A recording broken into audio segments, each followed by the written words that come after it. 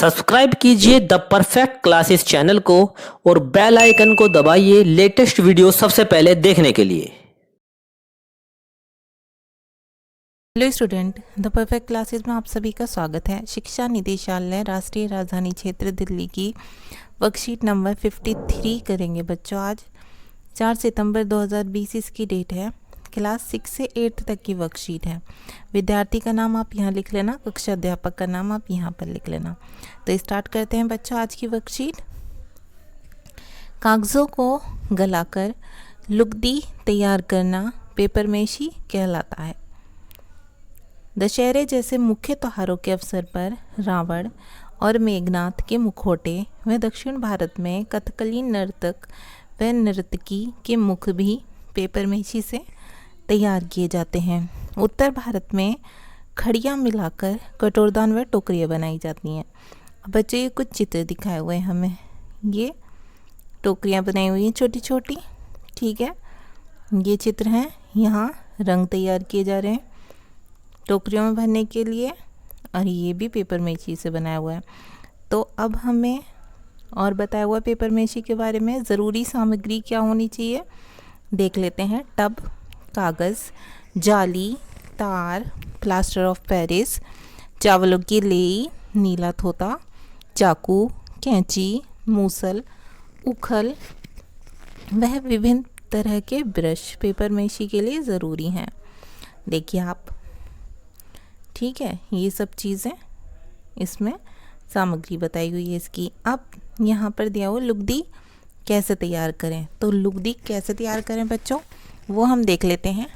Tub में पानी भरकर कागज़ के छोटे छोटे टुकड़े कर कर उन्हें अच्छी तरह भिगो देना चाहिए। सबसे पहले हमें कागज़ को छोटे टुकड़े करके उन्हें पानी में भिगो देना है।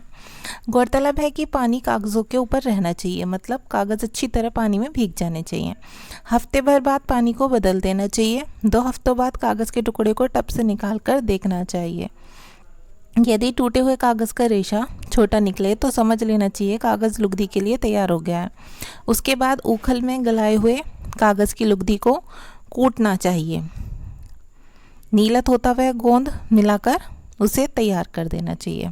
अब बच्चों ये अच्छी तरह आपको समझ आ गई होगी लुगदी कैसे तैयार करनी है, इसमें अच्छे से बता भी रखी है। तो बनाने की विधि भी बता रखी है कैसे बनाना है। जिस वस्तु का आप मॉडल बनाना चाहते हैं उसका चित्र या खिलौना सामने मेज़ पर रखिए। वस्तु की लंबाई चौड़ाई के हिसाब से आकृति तैयार कर लीजिए। अभ्यास करते करते आप अच्छी तरह आकृति बनाना सीख जाएंगे। मॉडल बनाते समय चिकनी मिट्टी में हवा के बुलबुले नहीं होने चाहिए। साथ ही तैयार आकृति छायादार स्थान पर सुखानी चाहिए। सुखाने के बाद धूप में रखनी चाहिए। तो चलिए पेपरमेशी की विधि का इस्तेमाल करते हुए कुछ नया और अनोखा बनाते हैं। तो बच्चों फर्स्ट क्वेश्चन है, आपने पेपरमेशी द्वारा क्या बनाया और कैसे बनाया। तो जो हमने बनाया है हम बता देते हैं बच्चों।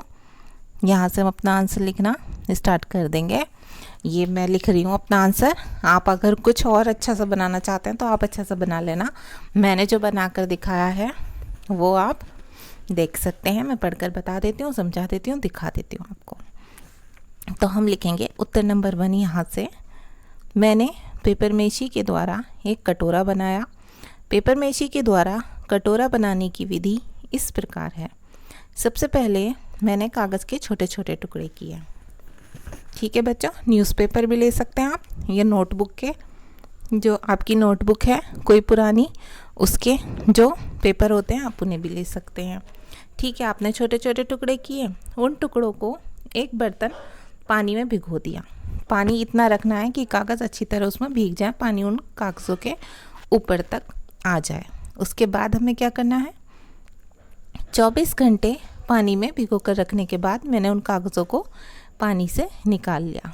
क्योंकि बच्चों 24 घंटे में ही पानी में अच्छी तरह कागज़ बिल्कुल पूरी तरह से भीग चुके थे। क्योंकि नोटबुक के या कागज़ होते हैं या न्यूज़पेपर के वो बहुत सॉफ्ट होते हैं और वो बहुत जल्दी पानी में भिगोने से बहुत जल्दी उनकी लुगदी सी बन जाती है, वो गल जाते हैं पानी में अच्छी तरह से। फिर उसके बाद हमने क्या किया, पानी को अच्छी तरह से एक छलनी की सहायता से पूरी तरह से निकाल लिया। मतलब जैसे हम किसी चीज़ को से पानी निकालते हैं ना, जैसे पनीर से पनीर बनाते टाइम उससे दूध निकाल कर उसे कपड़े में निचोड़ते हैं इस टाइप से, ऐसे भी आप उस कागज़ के अंदर से पानी निकाल सकते हैं, या फिर छलनी में अपने अंगूठे से दबाकर प्रेस करके भी उसका पानी छलनी के अंदर आप धीरे धीरे निकाल सकते हैं। ओके बच्चों, तो ऐसे ही आप कर लेना। जो आटे की छलनी होती है, छलनी, उसकी सहायता से आप ये काम कर सकते हैं उसके अंदर के पानी निकालने का।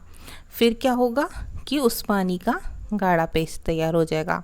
अगर आपका फाइन पेस्ट तैयार नहीं हुआ है बच्चों, अच्छा सा पेस्ट नहीं तैयार हुआ है, तो आप उसे ओखल जो होती है, मूसल छोटी, या आपके घर में बड़ी मूसल होगी, उसमें आप उसे कूट लेना वो, और उसका फाइन पेस्ट तैयार हो जाएगा बारीक सा। उसके बाद मैंने क्या किया, उसके बाद बच्चों, उसके बाद मैंने उस पेस्ट में गोंद मिला दिया। ठीक है, अब मैंने उसमें गोंद मिलाया। अगर गोंद नहीं है आपके पास तो आप फेविकोल भी मिला सकते हैं। फेविकोल से और भी ज़्यादा वो अच्छे से मिक्स हो जाएगा उसमें, और फेविकोल इजीली मिल भी जाता है। अब इस तैयार पेस्ट को मैंने एक कटोरे के अंदर उसी आकार में लगा दिया जैसा उस कटोरे का आकार था। मतलब एक कटोरा लिया बच्चों मैंने छोटा सा, ठीक है, जो हम अपने घर में हमारे बर्तनों में से कोई कटोरा लिया, और उसके अंदर ऐसी ऐसे जैसे उसकी शेप होती है ना, ऐसी मैंने उस कटोरे के अंदर उस पेस्ट को लगा दिया। फिर मैंने उसे एक छायादार स्थान पर सुखा दिया। सूखने के बाद पेपर मेशी के द्वारा बनाए हुए कटोरे को मैंने दूसरे कटोरे से अलग कर दिया। वो बच्चों अपने आप ही उस कटोरे से निकल जाएगा सूखने के बाद। तो जो हमारा घर का हमने कटोरा यूज़ किया था उसे हम घर में ही रख लेंगे और उसे हम धूप में सुखा देंगे थोड़ी देर। ठीक है, फिर क्या करेंगे, इस प्रकार पेपर मेशी द्वारा कटोरा बनकर तैयार हो गया, और सूखने के बाद मैंने इस पर कलर कर दिया। आप अपनी पसंद से कलर भी कर लेना। अब हमारा कटोरा कैसा बन के तैयार हुआ उसकी पिक भी मैं आपको दिखा देती हूँ। ऐसे ही आप भी अपना आंसर लिख देना और बच्चों पिक भी दिखा देना।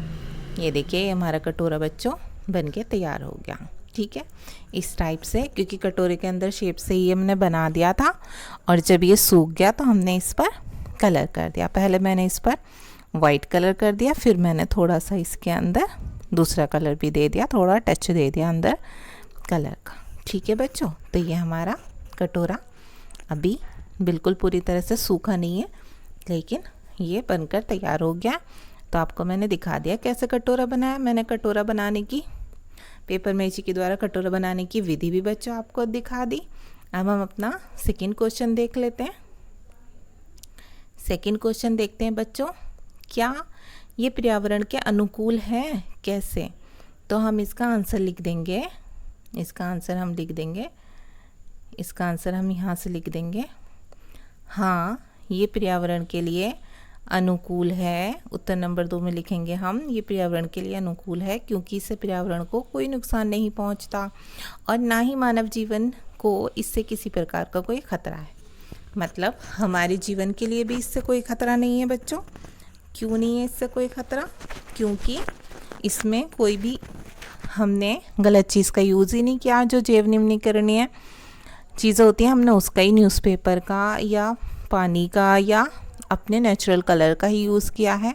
कुछ भी ऐसी चीज़ का यूज़ नहीं किया कि अगर ये डिस्ट्रॉय भी हो जाता है तो इसको नुकसान होने के बाद भी ये किसी के लिए कोई नुकसानदायक चीज़ इसमें नहीं मिली हुई। ना ही हमारे पर्यावरण को कोई नुकसान पहुंचाएगा यही, और ना ही हमारे मानव जीवन के लिए कोई खतरा है। मतलब ना इससे कोई डिजीज़ होने का खतरा है इसके अंदर जो हमने चीज़ों का प्रयोग किया है, और ना ही पर्यावरण को किसी प्रकार का कोई नुकसान है। तो बच्चों ये हमारा आंसर नंबर 2 भी कंप्लीट हो गया। हमारी वर्कशीट सॉल्व हो गई।